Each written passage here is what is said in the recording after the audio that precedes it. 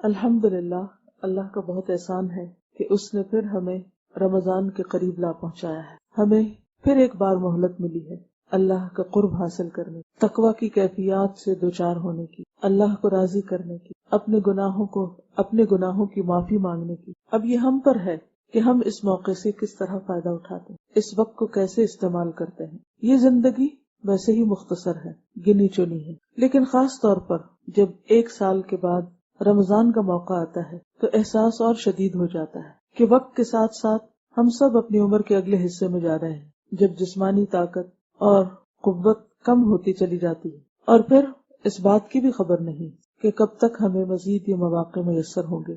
لہٰذا جیسے زندگی کا ہر دن ہمیں آخری دن سمجھ کر گزارنا چاہیے، اسی طرح اس رمضان کو بھی آخری رمضان سمجھ کر گزاریں. اگر اللہ سبحانہ و تعالیٰ اگلے سال پھر موقع دے دے تو یہ سراسر اس کی عنایت اور رحمت ہوگی، ہمارا حق نہیں.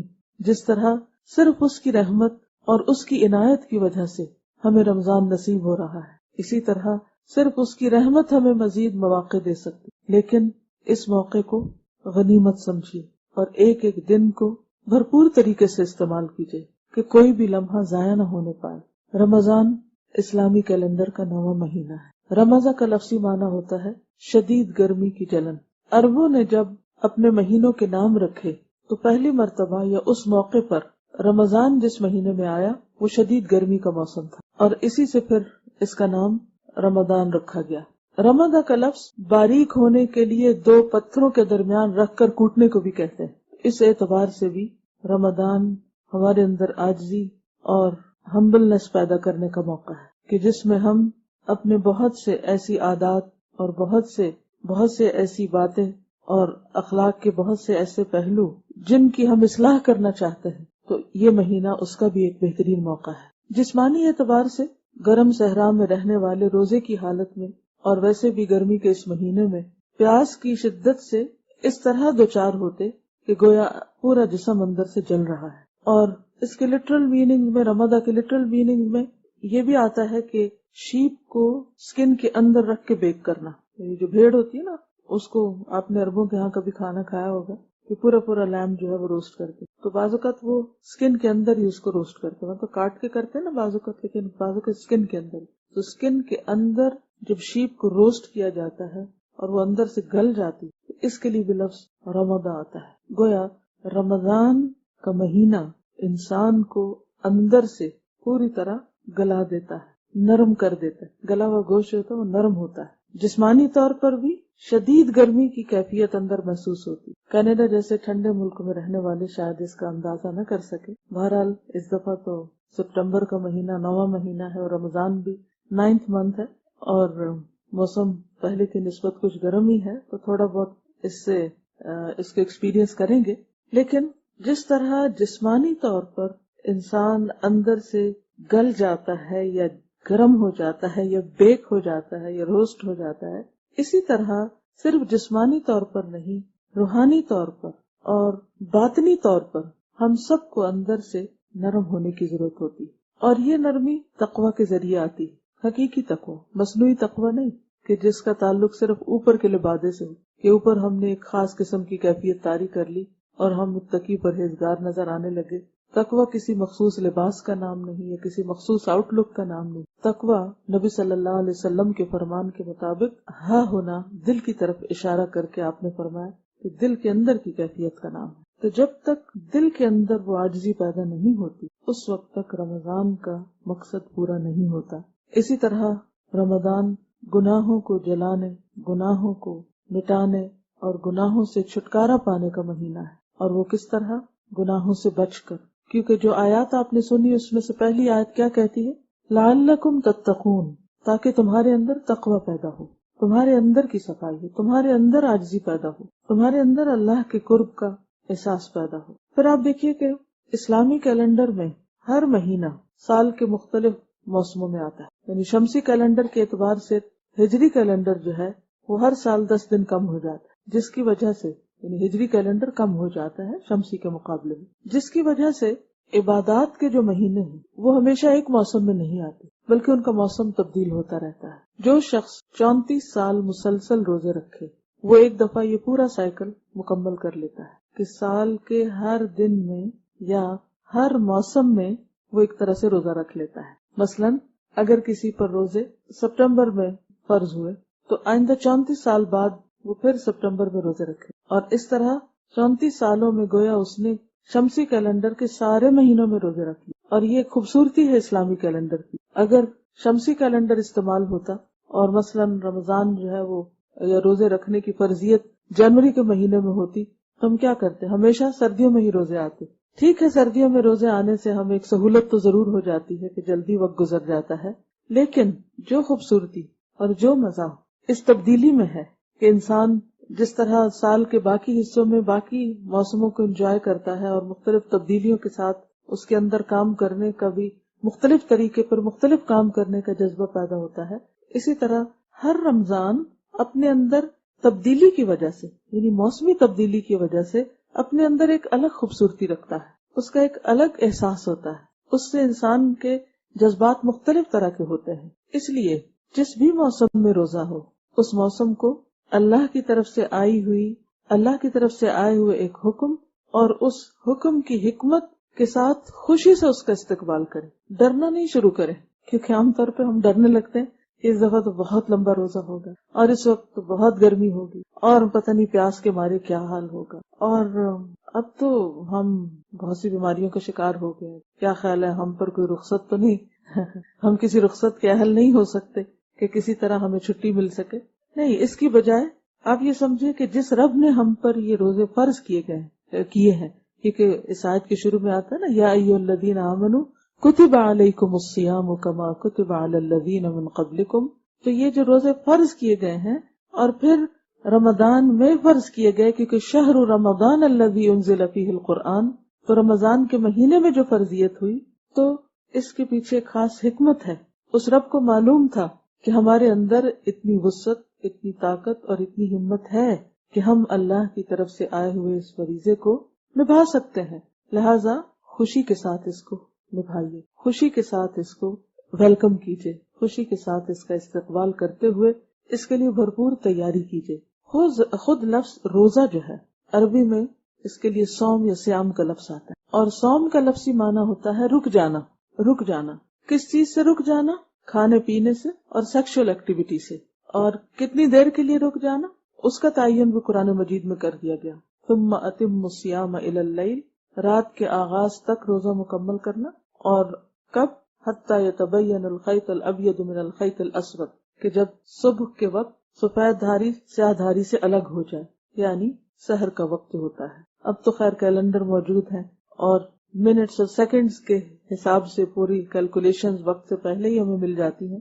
تو ان مخصوص اوقات میں کھانے پینے سے رک جانا اور سیکشل ایکٹیویٹی سے رات کے وقت ان چیزوں کی اجازت ہوتی، کیونکہ روزہ جو ہے وہ رات کو نہیں رکھا جاتا، دن ہی کو رکھا جاتا ہے. اگر کوئی شخص یہ کہے کہ میں دن کی بجائے رات کو روزہ رکھ لیتا ہوں اور سو کر وقت گزر جائے گا، تو وہ ایسا نہیں کر سکتا. کوئی یہ نہیں کہہ سکتا کہ میں نے اتنے گھنٹے کا روزہ تو چلے میں آفٹر نون سے شروع کر کے اپنی مرضی سے اتنے گھنٹے پورے کر لیتا ہوں. تو بات گھنٹے پورے کرنے کی نہیں ہے، بات اللہ کی حدود کی پابندی کی ہے کہ جو اوقات اس نے مقرر کیے انہی اوقات میں ان تمام چیزوں سے بچنا بے حد ضروری ہے.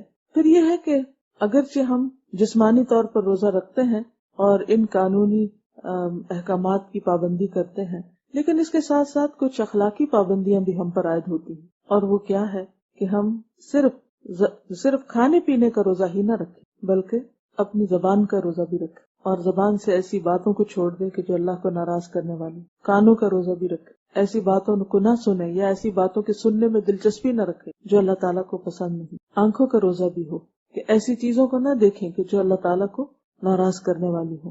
کیونکہ تقوی کا مفہوم کیا ہے؟ تقوی کا لفظی معنی ہوتا ہے بچنا، ریزرو کرنا، پروٹیکٹ کرنا، حفاظت کرنا. تو کس چیز کی پروٹیکشن، کس چیز کی پریزرویشن، کس چیز کی حفاظت؟ اپنے تمام جسم کی حفاظت. کس سے؟ گناہوں سے. کس سے بچنا؟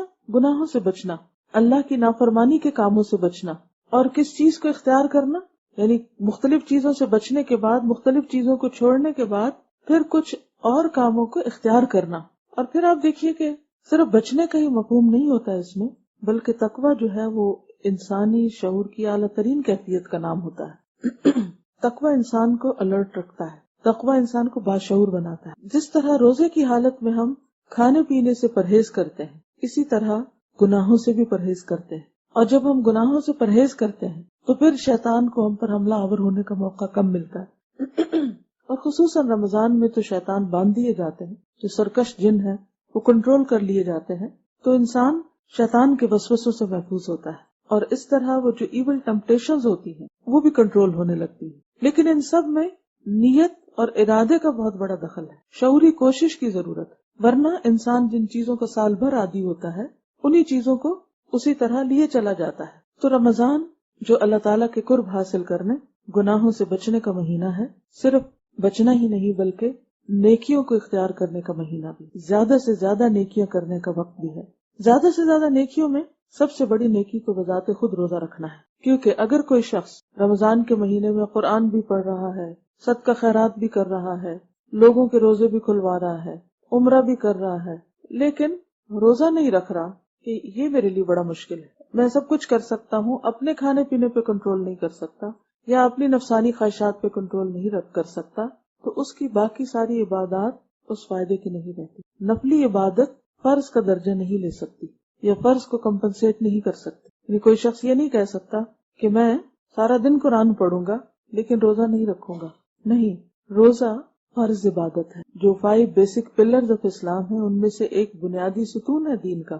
جو شخص جان بوجھ کر روزہ چھوڑے وہ اللہ تعالیٰ کا نافرمان ہے اور کبیرہ گناہ کا مرتکب ہوتا ہے۔ اس میں ہماری اپنی کوئی چوائس نہیں، الا یہ کہ کوئی شخص بیمار ہو یا سفر پر ہو، جیسے کہ آپ نے اس آیت میں سنا۔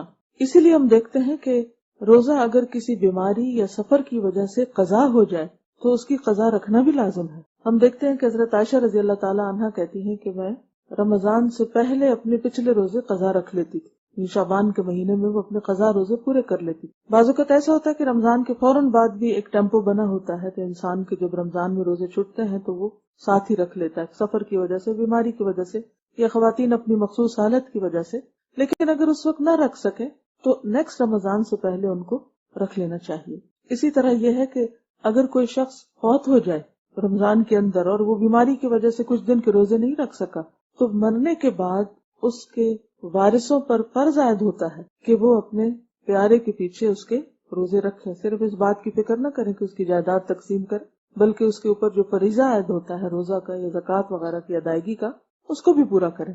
ہاں، اگر یہ کہ کوئی بھی نہ مانے تو پھر اس کے چھوڑے ہوئے مال میں سے پہلے ان روزوں کی قضا دے دی جائے، یعنی ان کا فدیہ ادا کر دیا جائے۔ پھر اسی طرح یہ ہے کہ اگر کوئی شخص وقت سے پہلے روزہ توڑ بیٹھتا ہے، مثلاً آپ بادل تھے، آپ کو پتہ ہی نہیں چلا، آپ نے سمجھا مغرب ہو گئی، بہت گہرے بادل ہوتے ہیں نا، جیسے آج کل موسم ایسا ہو رہا ہے تو بادلوں کی وجہ سے بارشوں کا موسم ہے، تو بعض اوقات انسان غلطی سے روزہ کھول بیٹھتا ہے، تو ایسے روزے کی بھی قضا دی جائے گی۔ اگر وقت سے 5 منٹ پہلے بھی کسی نے روزہ کھول دیا تو اس کو یہ روزہ دوبارہ رکھنا ہوگا۔ اس سے آپ اندازہ لگا سکتے ہیں کہ روزے کی کتنی اہمیت ہے، اور روزہ سب پر فرض ہے۔ سب پر سے مراد کیا؟ مسلمان ہو، بالغ ہو، عاقل ہو، مرد ہو یا عورت، سب پر۔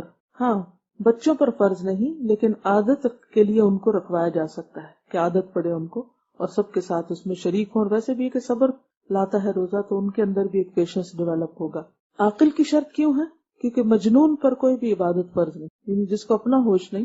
اب یہ تو دوسروں کو تکلیف میں ڈالنے والی بات ہے نا، کہ اگر یہ کہا جائے کہ جس شخص کے ہوش و حواس یہ سینسز ہی نہیں، اس کو کوئی اور روزہ رکھوائے اور سارا دن اس کے ہاتھ پکڑ کے بیٹھا رہے، اس کو واچ کرتا رہے کہ وہ کچھ کھا نہ بیٹھے یا بھولے سے کوئی غلط کام نہ کر لے، تو اس کی ذمہ داری نہیں۔ اگر کسی کے ہاں ایسا کوئی شخص ہے کہ جو بڑھاپے کی وجہ سے سٹھیا گیا ہے، یا اس کو ہوش و حواس ہی نہیں رہے، یا یہ کہ اس کے ویسے ہی اس کے اوپر یعنی اس میں کسی قسم کی کوئی عقل نہیں، تو اس کے اوپر روزہ نہیں۔ اسی طرح یہ ہے کہ بچے پر نہیں، تو بالغ ہونا ضروری ہے۔ اب بلوغت کی شرائط کیا ہے خواتین کے لیے؟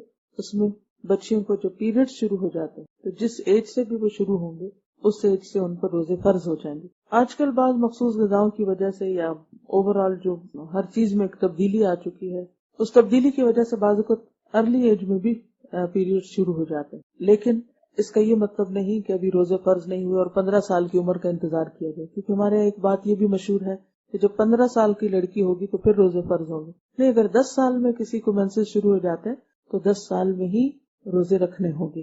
اور اگر کسی وجہ سے ایسی کوئی بھول چوک ہو گئی یا غلطی ہو گئی کہ روزے نہیں رکھے بچی نے تو بعد میں ان کی قضا پوری کروا دی جائے. پھر اسی طرح بعض لوگوں کو احساس نہیں ہوتا کہ روزوں کی اہمیت کتنی ہے یا فرضیت کا خیال نہیں ہوتا، اور خصوصاً خواتین جو روزے چھٹتے ہیں عموماً مخصوص حالت کی وجہ سے، تو بعضوں کا دیکھا گیا کہ وہ بعد میں قضا نہیں رکھتی. وہ کہتے ہیں ہم نے کون سے جان کے چھوڑے ہیں، یہ تو اللہ کی طرف سے تھا. بیماری بھی اللہ کی طرف سے ہوتی ہے، اسی طرح اور بھی بہت سی چیزیں اللہ کی طرف سے تھے، لیکن فرض جو ہے وہ فرض ہے. اس لیے ہم سب کو اس بات کی اہمیت کا بخوبی اندازہ ہونا چاہیے کہ کسی بھی قیمت پر فرض نہیں چھوڑا جا سکتا. اگر مجبوری یا عذر کی وجہ سے چھوڑا گیا ہے تو اس کی قضا لازم ہے. تو جن لوگوں کے پچھلے سالوں کے روزے رہتے ہیں وہ اس رمضان کے گزرنے کے بعد اپنا حساب کریں، کب سے بالغ ہوئے، کتنے دن روزے چھوٹتے تھے مہینے میں اور کتنے اب ہیں. ان کو ہر مہینے کچھ نہ کچھ روزے رکھ کر پورا کر لیا جائے، کیونکہ روزوں کے بارے میں بھی سوال ہوگا، کیونکہ بنیادی عبادت ہے. عبادت جو ہے، کوئی بھی عبادت ہو، اس کے بعد اس کی قبولیت میں جو اہم ترین شرط ہے وہ اخلاص ہے. قرآن پاک میں اللہ تعالیٰ فرماتے ہیں وَمَا أُمِرُوا إِلَّا لِيَعْبُدُوا اللَّهَ مُخْلِصِينَ لَهُ الدِّينَ وَمَا أُمِرُوا، اور نہیں وہ حکم دیے گئے، إِلَّا مگر، لِيَعْبُدُوا اللَّهَ کہ وہ اللہ کی عبادت کرے، مخلصین لہ الدین، دین کو اسی کے لیے خالص کرتے ہوئے.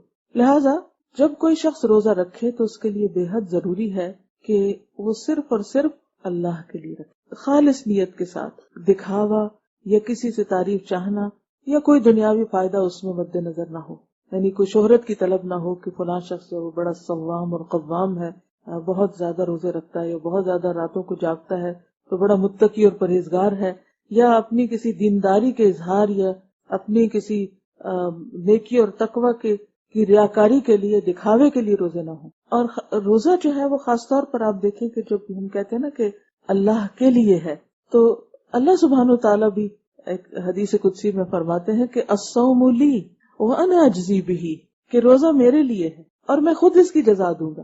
کیونکہ یہ ایک ایسی عبادت ہے کہ جو اللہ اور بندے کے درمیان ہے، یعنی کسی دوسرے کو یہ نہیں پتا ہوتا کہ ہم روزے سے ہیں یا نہیں. ایون رمضان میں بھی کوئی شخص یہ نہیں کہہ سکتا کہ سب کا روزہ ہے. ہو سکتا ہے کہ وہ ظاہر روزہ ہو اور اندر سے نہ ہو. تو الصوم لی وانا اجزی بہ، روزہ میرے لیے ہے اور میں خود اس کی جزا دوں گا. اگرچہ ہر چیز کی جزا اللہ ہی دے گا، لیکن مطلب اس کا یہ ہے کہ باقی نیکیوں کی جزا بتا دی گئی کہ ایک کے بدلے میں 10، من جاء بالحسنۃ فلہ عشر امثالھا، جو ایک نیکی لایا اس کے بدلے اس کے لیے 10 نیکیاں ہیں. یا یہ کہ بعض کے بدلے میں 70 اور بعض کے بدلے میں 100 اور 700 تک کی بات بھی کی گئی. مثلا جو لوگ اللہ کے راستے میں اپنا مال خرچ کرتے ہیں ان کو 700 تک کی بشارت دی گئی. لیکن روزے کی کتنی جزا ہے، کتنے گنا اس کا ثواب ملے گا، کیا اس کو حاصل ہوگا قیامت کے دن؟ یہ قیامت کے دن ہی کھلے گا. اور پھر آپ دیکھیے کہ ہر روزے میں بھی فرق ہے. یعنی یہ نہیں کہ ہم نے ایک دفعہ اخلاص سے شروع میں نیت کر لی کہ ہم اللہ کے لیے خالص کریں گے اور پھر ہم خالص ہی رہیں گے. کسی وقت بھی خلل آ سکتا ہے نیت میں، کسی وقت بھی کوالٹی گھٹ سکتی ہے، گر سکتی ہے. لہٰذا بے حد ضروری ہے کہ ہم ہر روز شعوری نیت کریں، پورے شعور کے ساتھ اس کو رکھیں کہ میرا روزہ میرے رب کے لیے، کسی اور کے لیے نہیں. میں اگر بھوکا ہوں تو میرے رب کے لیے، میں پیاسا ہوں تو اپنے رب کے لیے، میں اپنی دیگر خواہشات کو کنٹرول کیے ہوں تو اپنے رب کے لیے، اور اس کی جزا مجھے اپنے رب ہی سے چاہیے.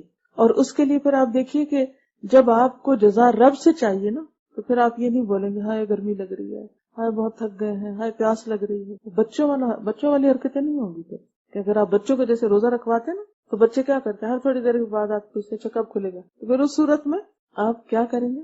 صبر.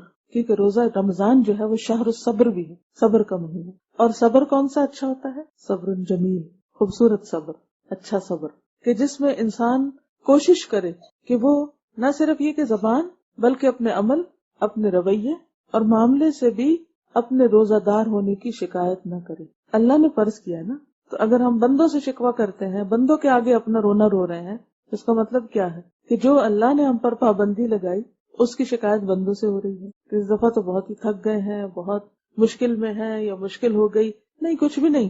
اگر کوئی بھی پوچھے کہ روزے کیسے گزر رہے ہیں تو خوشی سے مسکرا کر کہے کہ الحمدللہ بہت اچھے گزر رہے ہیں. اور ایک اور بات یہ بھی ہے کہ جب ہم ہر وقت بھوک اور پیاس کی بات کرتے ہیں تو پھر وہ اور ستانے لگتی. اور اصل میں تو روزہ سکھاتے ہی سیلف ڈسپلن ہے، سیلف ڈسپلن کہ آپ اپنے آپ کو کس طرح ڈسپلن کریں. صرف اوقات ہی کی پابندی کے اعتبار سے نہیں کہ صبح سویرے اٹھنا ہے، سحری کھانی ہے اور شام کے وقت افطار کرنا ہے اور ان 2 اوقات کی خوب پابندی کریں، بلکہ باقی چیزوں میں بھی، اپنی گفتگو میں بھی سیلف ڈسپلن، اوقات کار میں، باقی تمام رویوں میں، معاملوں میں، کیونکہ آپ آن ڈیوٹی ہیں. یعنی روزے کا سارا وقت کیا ہے؟ آن کال ہے، آن ڈیوٹی ہے. تو جو شخص آن ڈیوٹی ہوتا ہے وہ کیا کرتا ہے؟ الرٹ رہتا ہے نا، ہر اعتبار سے الرٹ ہوتا ہے. تو آپ بھی الرٹ رہیں گے. الرٹ صرف اس معنی میں نہیں کہ اوہ بھول کے کچھ کھا نہ جاؤں، اس میں تو بہت الرٹ رہتے ہیں سب. اس میں بھی کہ میں نے کیا بولا، کیا کہا، کیسے لفظ زبان سے نکالے، کس کے ساتھ کیا معاملہ کیا.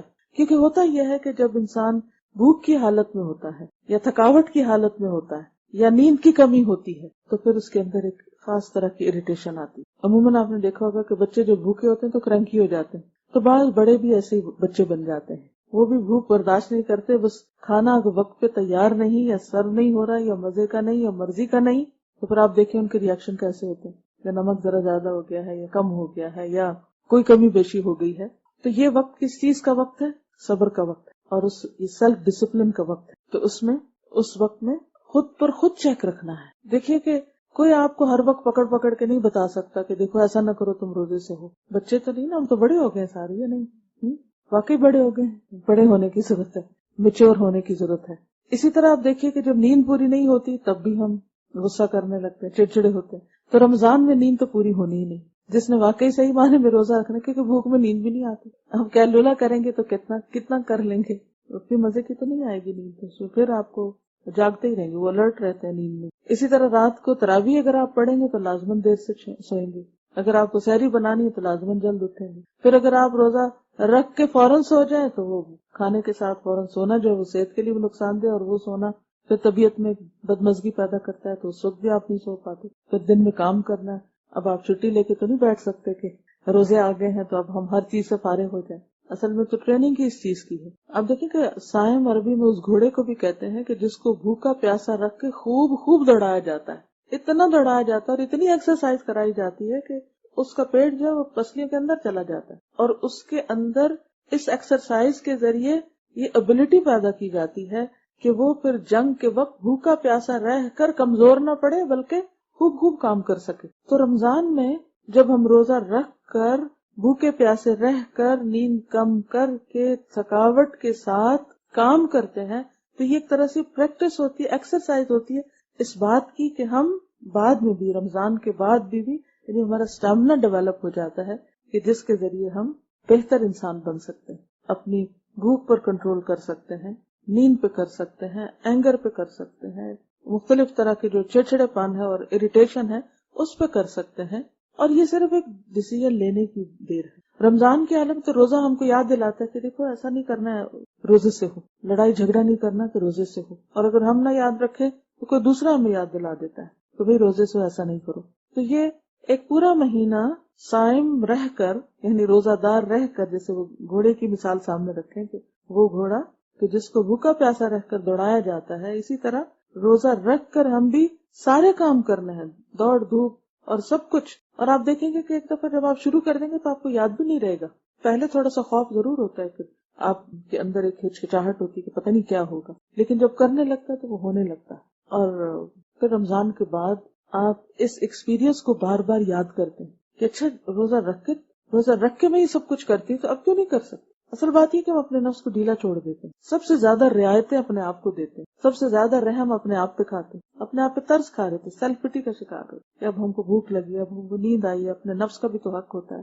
اور ہمیں تو اس ڈھیل میں پھر کیا ہوتا ہے کہ ہم بہت سے فرائض سے غافل ہو جاتے. تو یہ موقع ہے ہماری سستی دور کرنے، کوتاہی دور کرنے. سب سے زیادہ مجھے جو سن کر احساس ہوا وہ روزے کی فرضیت کا ہے کہ پہلی آیت میں ہی فرمایا کہ کتب علیکم الصیام، روزے تم پر فرض کر دیے گئے. اور پھر یہ کہ صرف تم پر نہیں، تم سے پہلوں پر بھی فرض کیے گئے. اب پہلوں کی مثال کیوں دی گئی؟ اب دیکھیے کہ جب ہم پر کوئی پابندی لگتی ہے نا تو ہمیں مشکل نظر آتی. فرضیت کا کیا مطلب؟ کہ پابندی ہے، تمہیں ایسا کرنا ہوگا. لیکن انسان کا نفس جو ہے وہ پابندیوں سے گھبراتا ہے، پابندیاں قبول نہیں کرنا چاہتا. لیکن جب انسان کو مثال دے کے سمجھایا جاتا ہے کہ دیکھو یہ صرف تم پر نہیں، تمہارے بڑے بہن بھائی پر بھی یہ پابندی ہے یا اس پہ بھی لگی تھی، تو پھر انسان کے لیے اس پابندی کو سہنا آسان ہو جاتا ہے. جب انسان دیکھتا ہے کہ اچھا اور لوگ بھی اس میں اسی طرح بندھے ہوئے ہیں، تو پھر اپنی پابندی مشکل نہیں لگتی. تو اللہ سبحانہ وتعالیٰ نے کتنے زبردست حکیمانہ طریقے سے ہمیں روزے کی فرضیت کا احساس دلایا. اللہ تعالیٰ یہ بھی کہہ سکتے تھے کہ تم پر روزے فرض ہیں لہذا روزے رکھو، کیونکہ آگے جا کے کہا فَلْيَصُمْ، لیکن شروع میں کیا کہا؟ یعنی کتنا انسانی نفسیات کا خیال رکھا گیا اور کتنے حکمت کے ساتھ بات آگے بڑھائی گئی کہ دیکھو تم رکھو، مشکل نہیں، کوئی نئی بات نہیں، پہلے لوگ بھی رکھتے رہے ہیں، تم بھی رکھ سکو گے. اور ان روزوں کے رکھنے میں دراصل تمہارا ہی فائدہ ہے، اور وہ فائدہ کیا ہے کہ تمہارے اندر تقویٰ پیدا ہوگا. پھر آپ دیکھیے کہ ایک اور طریقے سے سمجھایا گیا کہ پابندی تو ہے لیکن چند دن کی ہے، تھوڑی سی ہے. یعنی ایک اور انداز سے پھر اس معاملے کو ہلکا کیا گیا. آپ جب کسی کو ڈسپلن کرتے ہیں یا کسی کو پابندی لگاتے ہیں یا کسی کو کسی خاص وقت کے لیے روک رکھتے ہیں تو آپ کہتے ہیں تھوڑی دیر کی تو بات ہے. جیسے آپ دیکھیں نا کہ ڈاکٹر جب آپ مثلاً آپ کو کوئی پٹی لگا رہے ہوں یا کوئی ٹریٹمنٹ کر رہے ہوں یا کوئی آپ کسی تکلیف دہ عمل سے گزر رہے ہوں، مثلاً آپ میں سے جو خواتین ماں بن چکی ہیں تو جو ڈلیوری کا وقت بالکل قریب آتا ہے تو ڈاکٹر کیا کہتے ہیں تھوڑی دیر کی تو بات ہے، تو سبھی تو مشکل حل ہو جائے گی. تو اسی طرح اگر تمہیں روزے رکھنے انتہائی مشکل بھی لگ رہے ہیں، اس پابندی سے تم گھبرا بھی رہے ہو، تو تھوڑی دیر کی بات ہے. ایام معدودات، چند دن گنتے گنتے 10 10 گزر گئے، پتہ بھی نہیں چلے گا، اس لیے مت گھبراؤ. پھر آپ دیکھیے کہ فرضیت ہی کی بات کے رکھنے ضروری ہیں. اگر نہیں رکھ سکو اس حال میں کہ تم مثلاً انتہائی بوڑھا انسان ہے کہ جو کبھی دوبارہ اس کی ہمت ہی نہیں ہوگی، ایسا بیمار کہ جسے کبھی صحت کی امید ہی نہیں، تو اس کے لیے بھی کیا ہے تو پھر اس کا فدیہ دو. فدیہ کیوں؟ تاکہ تمہیں یہ احساس ہو کہ یہ تمہاری ڈیوٹی تھی جو تم نے پوری نہیں کی، تو اس کو فدیہ کے ذریعے کمپنسیٹ کرو، اسے کمپنسیٹ کرو. اور پھر اس کا بھی فدیہ کیا بتایا گیا؟ کھانا کھلانا. کیونکہ روزوں میں سب سے بڑی چیز جسے ہم چھوڑتے ہیں وہ کھانا پینا ہے. کچھ بھی اور بتایا جا سکتا تھا، لیکن کیا کہا؟ جو کھانا خود کھاتے ہو وہ کسی اور کو کھلا دو. یہ نہیں کہا کہ خود نہ کھاؤ اور کسی اور کو کھلا دو، خود تو کھا ہی رہے ہو لیکن کسی اور کو کھلاؤ. کیونکہ خاص طور پر انسان کو بھوک کے تجربے سے گزارنا ہوتا ہے، تو پھر دوسرے کو کھانا کھلانا کیا ہے کہ لیسر درجے میں بھوک کا ایکسپیرینس. خود روزہ رکھنے میں بگر ایکسپیرینس ہے، بڑا ایکسپیرینس ہے بھوک کے مرحلے سے گزرنے کا. اور جب کسی کو کھانا کھلاتے ہیں تو کب کھلاتے ہیں؟ جب یہ احساس ہوتا ہے کہ دوسرا بھوکا ہے. اور یہاں کس کو کھانا کھلانے کے لیے کہا جا رہا ہے؟ مسکین کو، کہ وہ ضرورت مند ہے، اسے کھانا چاہیے، اسے کھانا کھلاؤ. تو مقصد پھر وہ پورا ہوتا ہے. خود بھوکے رہ کر بھی مقصد پورا ہوتا ہے اور بھوکے کو کھلا کر بھی پورا ہوتا ہے. اور پھر مزید انکریج کیا گیا وَمَن تَطَوَّعَ خَيْرًا فَهُوَ خَيْرٌ لَهُ، خوشی سے نیکی کرے گا جو اسی کے لیے اچھی، یعنی خوشی سے روزے رکھے جائیں. اور پھر آگے کہا وَأَن تَصُومُوا خَيْرٌ لَكُمْ إِن كُنتُمْ تَعْلَمُونَ، اور یہ کہ تم روزے رکھو تمہارے لیے اچھا ہے اگر تم جانتے ہو، اگر تمہیں علم ہے. کس بات کا علم؟ کہ کس قدر اجر و ثواب ہے روزہ رکھنے کا، کس قدر بے شمار فائدے ہیں، جسمانی، روحانی، طبی، اخلاقی، جذباتی، ذہنی، ہر اعتبار سے. کیونکہ روزہ رکھنے کے صرف جسمانی فائدے ہی نہیں کہ انسان کی ایک زبردستی کی ڈائٹنگ ہو جاتی ہے، بلکہ اس کے ساتھ ساتھ روحانی ایک اسپرچل ایکسپیرینس ہوتا ہے. پھر ایموشنل، انسان غصے لڑائی جھگڑے کی حالت میں ہے تو حدیث میں آتا ہے کہ انسان کسی کے ساتھ لڑائی جھگڑا نہ کرے، اگر کوئی اس سے کرے تو کیا کہے؟ میں روزے سے ہوں. تو جذبات کا کنٹرول بھی آتا ہے. پھر ذہنی بیداری کی حالت، قلبی شعور کی حالت یعنی تقوی کی حالت. طبی فائدے، بہت سی بیماریوں سے نجات ملتی.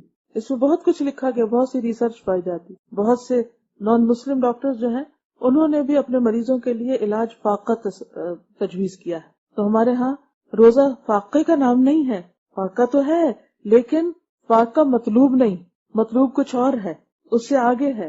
یہ تو ایک سیکنڈری یا اس کا بونس ہے، سیکنڈری فائدہ ہی ایک بونس ہے کہ تم اللہ کو راضی کرو، اجر کماؤ، تقوی حاصل کرو. کیونکہ یہ نہیں کہا گیا کہ تم پہ روزے فرض کیے گئے تاکہ تم بھوکے رہو یا تمہیں ایک تکلیف میں مبتلا کیا جائے یا تمہیں کوئی سزا دی جائے، بلکہ کیا ہے؟ فزیکل فائدہ نہیں بتایا، روحانی فائدہ بتایا. تقوی پیدا ہو، تم اندر سے ایک مضبوط انسان بن سکو. کیونکہ بہت سے لوگ آپ دیکھیں کہ جسمانی طور پر بہت خوبصورت ہو سکتے ہیں، بہت فٹ ہو سکتے ہیں، لیکن ایموشنلی انتہائی ویک. اسپرچولی انتہائی کمزور، اخلاق اور کردار کے اعتبار سے انتہائی نازک، کہ ہاتھ لگاؤ تو ٹوٹتے ہیں، چھوٹی سی بات برداشت نہیں کرتے. کیوں؟ اس لیے کہ اندر کی اسٹرینتھ ہی کوئی نہیں. یہ اسٹرینتھ کہاں سے آتی؟ یہ روزے سے آتی. اگر آپ ویسے ڈائٹنگ کریں تو اس سے آپ دیکھیں کہ تقوی نہیں حاصل ہوتا. کیا ہوتا؟ یہ تو مقصود ہی نہیں تقوی، نیت اور ارادہ ہی نہیں کچھ وہ پانے. تو بھوکا رکھ کے تمہیں بھوکا رکھنا مقصود نہیں، تمہیں سزا دینا مقصود نہیں، تکلیف دینا مقصود نہیں، تمہارے اندر انسانیت کا اعلیٰ درجہ پیدا کرنا مقصود ہے. تمہیں انسانیت کے اعلیٰ درجے تک پہنچانا مقصود ہے، تمہارے درجات بلند کرنا مقصود ہے، تمہیں گناہوں سے پاک کرنا مقصود ہے، تمہارے بوجھ ہٹانا تم سے مقصود ہے، تاکہ تم ایک بہتر انسان بن سکو. اب دیکھیے کہ انسان جو ہے یہ بون اور فلیش کا نام نہیں، گوشت ہڈی کا نام نہیں. انسان کو اللہ نے فوقیت دی اس کی عقل کی وجہ سے، اس کے شعور کی وجہ سے. تو تقویٰ کیا ہے؟ شعور کی اعلیٰ ترین کیفیت. تو روزہ کیا پیدا کرتا ہے؟ شعور کی اعلیٰ ترین کیفیت، کہ جس میں انسان انتہائی سینسیبل بنتا ہے، عقل مند بنتا ہے، اپنے اوپر کنٹرول کر سکتا ہے. یعنی طاقتور ترین انسان کون ہے؟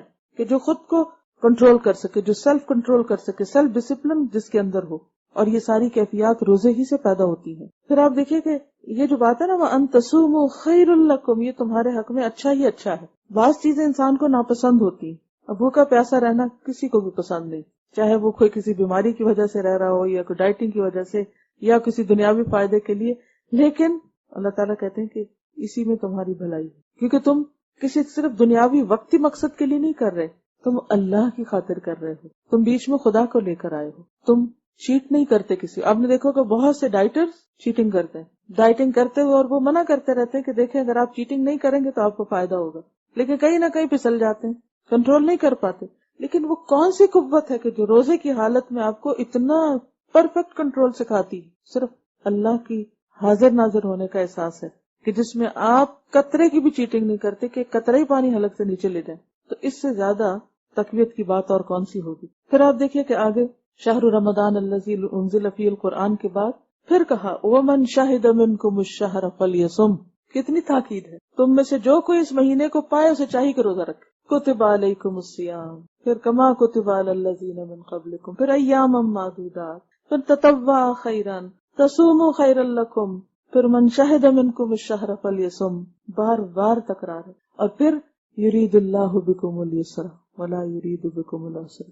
اللہ تمہارے لیے آسانی چاہتا ہے، مشکل نہیں چاہتا، مشقت نہیں چاہتا. ہم سمجھتے ہیں کہ آسانیاں حاصل کرنے میں آسانی ہوگی. نہیں، اگر آسانیاں ہوں زندگی، اب تو آپ اردو شعر بھی بھول گئے. کیا کہا ہے شاید نے؟ اگر آسانیاں ہوں زندگی دشوار ہو جائے. جتنی سہولتیں زیادہ ہوتی ہیں، جتنی آسانیاں ہوتی ہیں، اتنی زندگی دشوار ہو جاتی. جتنی گاڑیاں بن گئی اتنی ٹریفک زیادہ ہو گئی. تو دشواری ہو گئی یا آسانی ہو گئی؟ جہاں آسانی ہوئی وہاں دشواری بھی ہو گئی. جتنے اپلائنسز زیادہ بن گئے ہیں اتنے ہی کچن زیادہ اسٹفڈ ہو گئے ہیں. سامان رکھنے کے لیے اتنی اسپیس چاہیے، اتنے ہی برتن دھو، اتنا ہی ذہن الجھا رہتا ہے، اس کے لیے یہ کرو، اس کے لیے وہ کرو، اس کے لیے وہ کرو. تو اگر آسانیاں ہو زندگی دشوار ہو جائے. لیکن جہاں کہیں مشکل ہوتی ہے مشکلوں سے کبھی نہ گھبرائیں. ان مع العسر یسرا، ان مع العسر یسرا. تو اوپر سارا کہا کہ روزہ رکھو، روزہ رکھنے میں مشکل مشقت، کہا یرید اللہ بکم اليسر ولا یرید بکم العسر. کیوں؟ ایک تو روزہ رکھنے سے آسانی ہے کہ انسان ہلکا پھلکا ہو جاتا ہے، اس کے اندر ایک قوت آ جاتی ہے، اور قوت اور اسٹرینتھ کے ذریعے بہت سی آسان. پھر اگر نہیں رکھ سکتا انسان یا روزے یا سفر کی حالت میں، اس کے بعد یہ بات فرمائی گئی. تو اس میں بھی کیا ہے کہ انسان کو اللہ سبحانہ وتعالیٰ نے آلٹرنیٹ دیا ہے کہ تم بعد میں رکھ لینا. یہ نہیں کہا کہ رکھو نہیں، رکھ لینا، روزہ پھر رکھنا ہے. اسی میں آسانی، کیونکہ سال میں اپنی گنتی پوری، کیونکہ اگلی آیت میں فرمایا وَلِتُکْمِلُوا الْعِدَّةَ، گنتی پوری کرو. گنتی پوری کرنا مقصود ہے، چاہے رمضان کے اندر پوری کرو، اور چاہے بیماری کی وجہ سے رمضان میں پوری نہیں کر سکے تو سال بھر میں پوری کرو. اس میں خاص حکمت ہے کہ پورے مہینے کے روزے رکھنے، کیونکہ پورے سال کے اندر جسم کو جتنا وقفہ چاہیے فوڈ سے پرہیز کرنے کا یا مختلف ایکٹیویٹی سے جو ممنوع ہے سال میں، وہ ضروری ہے. اس سے انسان کی صحت، اخلاق، کردار، شخصیت، ہر چیز پر اثرات پڑتے ہیں. کوئی آپ اس سلسلے میں کچھ کہنا چاہے گا؟ جی آپ فرمائیں. جی آپ ان کا سوال ہے کہ ہمیں رمضان میں روزے کی شعوری طور پر نیت کرنی چاہیے، کیا اس کے لیے ہر روز بول کر نیت کرنا ضروری ہے؟ جہاں تک روزے کی نیت کا تعلق ہے تو حدیث میں آتا ہے، نبی صلی اللہ علیہ وسلم نے فرمایا من لم یجمع الصیام قبل الفجر فلا صیام له، جس نے فجر سے پہلے روزے کی نیت نہ کی اس کا روزہ نہیں. تو فجر سے پہلے یعنی سحری کے وقت روزے کی نیت کر لینی چاہیے یا ایک رات پہلے.